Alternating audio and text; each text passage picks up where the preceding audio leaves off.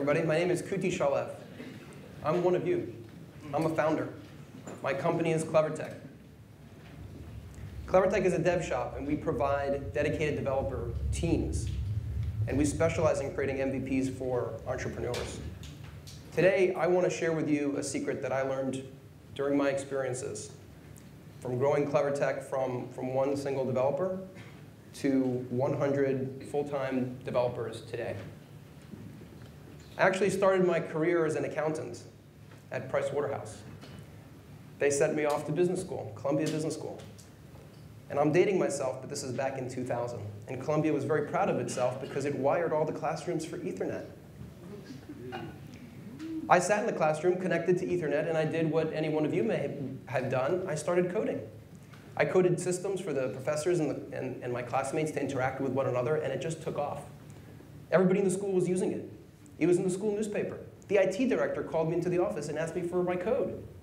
I said, sure, go ahead. I'd love for everybody to have use of it. And he generously made an accounting entry in their tuition, and my tuition disappeared.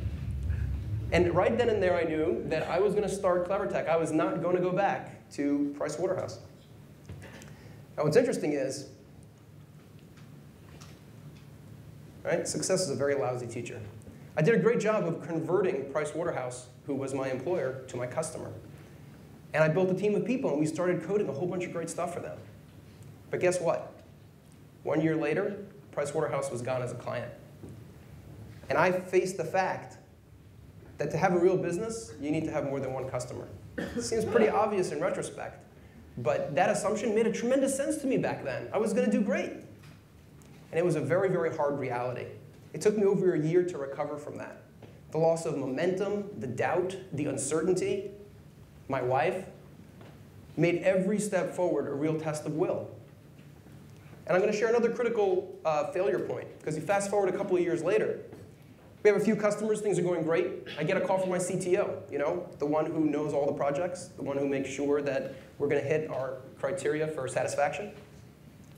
And he has a tremendous opportunity he just can't give up. And I'm going to lose him. That night felt like somebody punched me in the face. Was I going to be able to continue, or was this going to spell the end of Clevertech? The lesson? It's obvious in retrospect. You got to have backups. You got to have contingencies. You can't rely on just one person. This is the game we all signed up for, right? We're entrepreneurs. By a show of hands here, how many people consider themselves entrepreneurs? OK, great. What is an entrepreneur? Right? It seems like a very exciting thing. We all want to be one. So I would recommend the book here. Noam Wasserman, he talks about in The Founder's Dilemma. And his definition is that an entrepreneur is an individual who pursues opportunities without regard to the resources that he controls. Now, to me, that is the definition of our times. We're at a space where anybody, any one of us, have an idea, get just enough funding, and create a tremendous opportunity, create tremendous ambition. So since we know we don't need a lot of capital, what is it that we do need? And that's what we've been talking about here. We need social validation. We need speed. We need to learn from the market. That's what Lean is all about, the experiments. We know that if we make the wrong assumptions, they will simply kill us. MVPs are able to speed up the learning process and help you reach your success. How do you best position your MVP for success? So I'm going to submit to you that the challenge is to create an MVP that showcases your marginal utility. People talk about this a number of different ways. Marginal utility is just a name that was made up by economic professors when they're trying to answer a very simple question. Why is it that human beings will pay more for diamonds than they will for bread or water? That seems strange, right? Diamonds are useless. Bread, water, you need to live. But we don't pay more for that. We will pay for what's on the margins. We will pay for what is scarce. We will not pay for something that's available everywhere. And so if you take water and you add marginal utility, let me put the water in a bottle. Now it's portable water. We'll pay up for portable water. This cycle of creating marginal utility never ends. It keeps getting destroyed by competitors and copycats, and new marginal utility must be created and invented. Look at Instagram. Is it really that different? Absolutely. It focused on pictures. That marginal utility was worth $1 billion. And here's where I want to start sharing this secret that I talked about earlier. The stakes are really, really high. The time is really short. And we all know that every one of us here cannot do it alone. We need help. We cannot reach our ambition by ourselves. How do you choose who to work with? Who are your co-founders? Who's on your team? Who is on your tribe?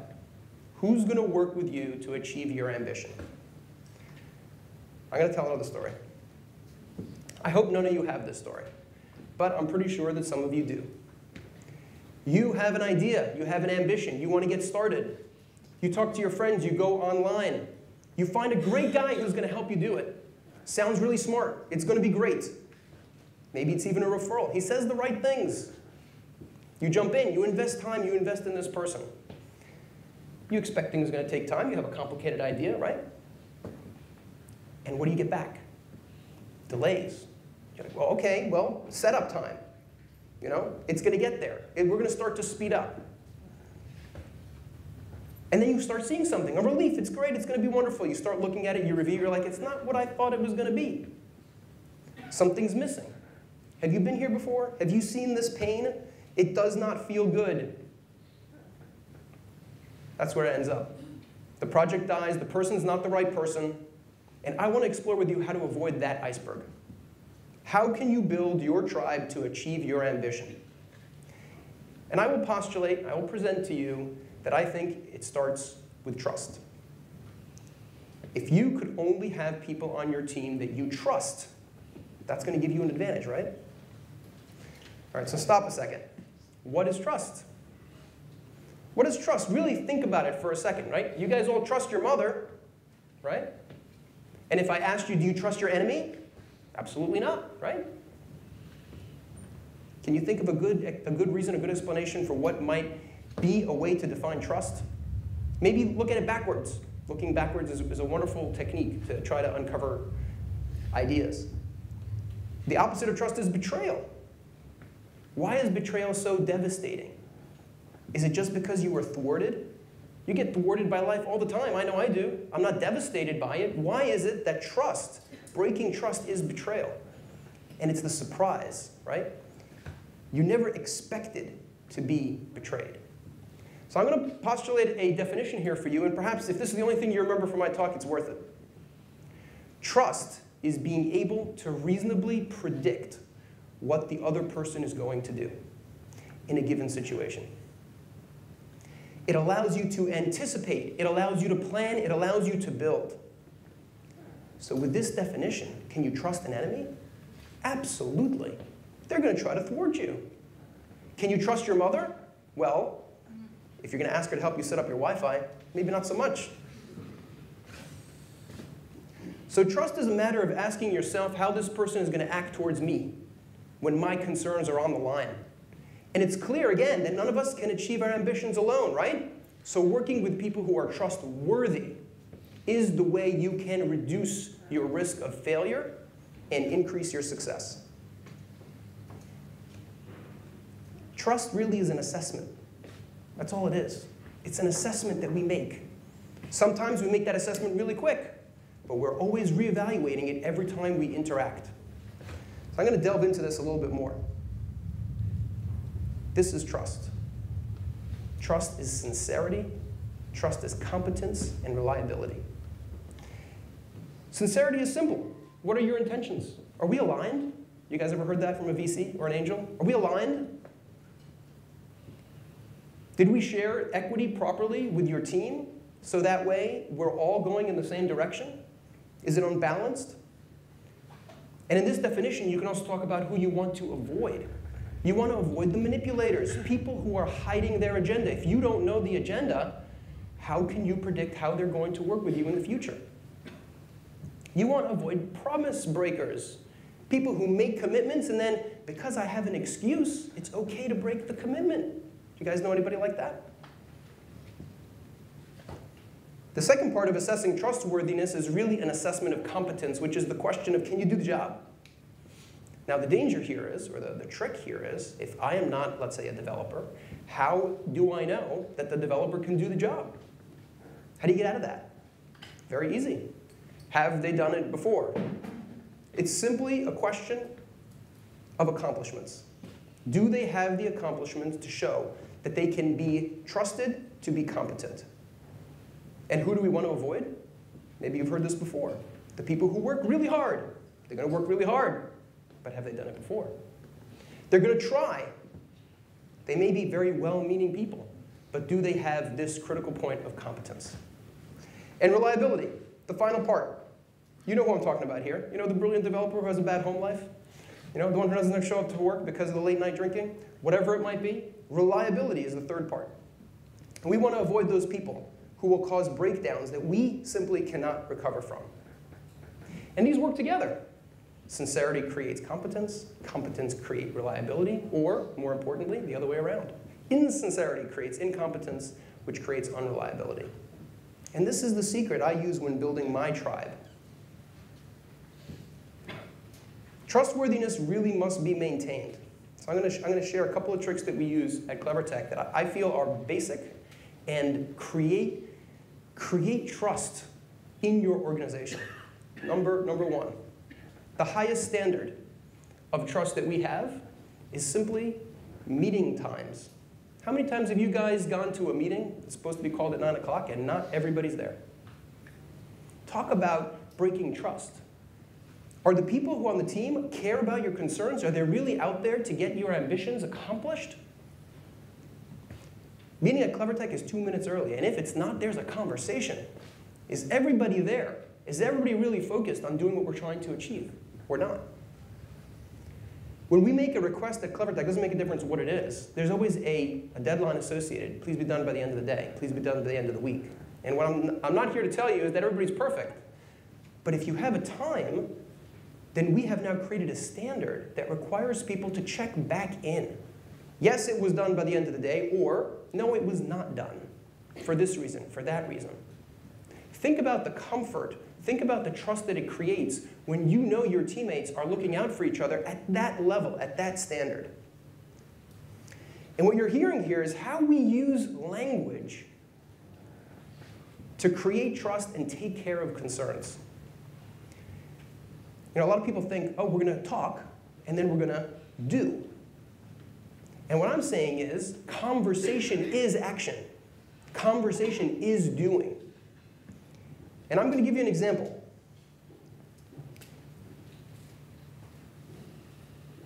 We have a client, Nail Snaps. Very cool. 2 women founders, best friends, entertainment industry in LA. And they wanted to print their art on nails. They could take any photo and have it printed on what essentially is a nail sticker. They started with a Kickstarter, right? Did it very lean, didn't build anything. Started with a Kickstarter, they killed it. 3 times the amount of their original ask. They attracted angel investment. Then they came to us to create an MVP. 60 days, native app, internal beta test, and be able to give the rewards to all their customers. We're right now in a 400-person beta release right now. One of their beta customers had a complaint. Right? So you see the stencil? You're able to move the stencil around and put things on your nail snap. She comes back and she says, what I got is not what I expected. I got something on my nail sticker and it didn't match what it is that we had originally put out there. Now stop. You're a founder, what do? Just give her a coupon and say sorry, you try again? Or do you have the hard conversation? If you want to be trustworthy to your customers and be known as the type of company whose customers can predict how it is they will act, think Amazon, you have a hard conversation is the only response. And it was through that conversation where we discovered that for her, the stencil we created didn't match the size of her nail. The stencil that we have here didn't match. She had a different nail size. And that allowed us to create marginal utility. That allowed us to come and think, oh, if we allow the user to customize their nail size inside the app, we could more accurately reflect what the final physical product would look like. We invented new marginal utility. Other competitors who did not spend the time, they don't have that. One of the relevant distinctions to have for successful conversations that create action is the shared background. You know, when I first started my company, there was an idea that programmers are interchangeable. The trick then was to outsource. Find the company with the cheapest standard of living and get a whole bunch of programmers from there, right? And outside of very prescriptive tasks, everybody knows that that's no longer the case. That doesn't work. Why? Why doesn't that work? It should work. Factories are done that way. It doesn't work because we live in language. We form our thoughts in it, we live in it. And if you don't have that shared background, you can't create trust. Trust it's not capable of being created. There's no way to anticipate how people will act. You ever notice when you enter a complicated domain like a ER room, everybody's talking in code, and people are able to take action. You don't know what's going on. I don't know what's going on. But there's a shared background in action. And in fact, what we're doing here in this room right now is creating shared background. Right? If you go out into the street and talk to people about lean or MVPs, they don't know what you're talking about. But you, with your team, you are building that background and therefore can move faster, can be more aligned, and create direction. Once you're creating some direction, we talk about success factors. We think about it as a negotiation for the conditions of satisfaction. It's a very complicated way of just saying measure of success. Often when we ask that question to people, it's sometimes the first time they thought about it. It's not that, hey, I want to create a $100 million company. That's not the question. The question is, what is the first measure of success? How are you going to determine that you're moving in the right direction? And think about what we've just done. We've just created a culture. Shared background, shared language, earned trust, shared vision. When you've got that, you've got the tip of the spear. And we're prepared to take on what's going to happen, failure. We think about them as risk points. And one technique that we use, you may have heard of it before, is a failure retrospective. Right? We pretend that everything failed, and we ask, why did it fail? And these then form our risk points. They are the reasons why we might fail. And we keep those potential risk points right in front of us. In fact, in our weekly status reports, we always go over, here are the risk points, and did we actually do anything this week to mitigate any of them? I'm going to give you another example here of a client, DocChat. DocChat is a telemedicine app in the US. You can actually use your phone to get on video with a doctor. And at the end of the call, they can actually have a prescription. They'll prescribe you a prescription in your local pharmacy. Very, very cool. They asked us to go even a step further, and they asked us to add sensors. Right? They want to use the phone camera to go against your finger and figure out what the pulse is and the blood oxygenation is. All right, talk about risk points. Right? Talk about optionality. You can imagine that an effort like that could take 6 months or a year. All we did is create a bunch of small experiments with camera tech, and we were fully prepared to fail, and we failed a lot. But all these small experiments gave us a little trick. We discovered something that actually worked. A combination of using the front camera and adjusting the color of the screen at the same time gave us the kind of contrast that mimicked a blood oxygenation machine to give us good enough accurate readings.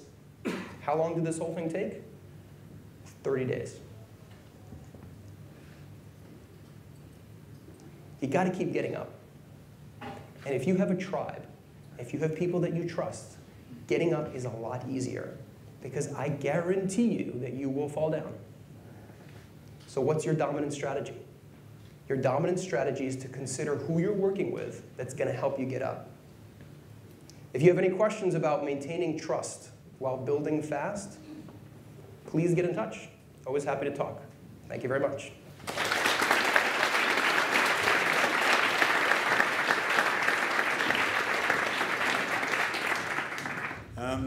Yeah, I've got a question about homophily, which is basically people trust people a lot like themselves. This applies in sales, it applies when people work together and indeed can recruit people. Now, there is a darker side to that in that, as a result, a lot of people who don't fit the mold, if you like, of the typical person sitting in front of someone can find themselves, in a way, outcast, despite the fact that they might be just as trustworthy in particular contexts. And that, in turn, can lead to potentially a breakdown in diversification. So how would you deal with those particular scenarios, given this? Yeah, that's a great question. The thing that's worked for us is creating shared background. So if you're in a situation where someone is really outside, that is what's happening, right? It's the same reason why outsourcing doesn't work so great. If you don't create situations where people can share commonalities, where they feel that they are creating those loose bonds, then it won't happen. And you have to accept that. You got to accept that that's going to fail. And if you want to fix it, you got to really change the dynamics in order to make it succeed. Any more questions? Hi. In the early days, when you started the company, how many technical co-founders did you start with? And also, as you were scaling up, did you face any competition from other companies poaching your stuff? And what did what was the steps? So yeah, there's another talk in there, right? We're big believers in Dan Pink. We're big believers that life is all about, once you achieve a certain amount of dollars, it's about freedom, mastery, and purpose. We are completely remote, so we provide that freedom in the box. And so when we're going out there, we're looking for people who share that. They share the desire to be free, the desire to continue working on cutting-edge technologies and mastery, and it gives them purpose to work with these types of startups that are trying to change the world. And so that's our statement out there in the marketplace. And absolutely, we face situations where we're competing with Facebook and Google for client on a regular basis. And sometimes we lose, because that's just how it works. So for us, we develop strategies, right? Our dominant strategy is to continue to go out there and let the world know that we exist, and look for additional people to bring on board. It's a challenge for us, for sure. No? Okay. Thank you, Kuty. Thank you.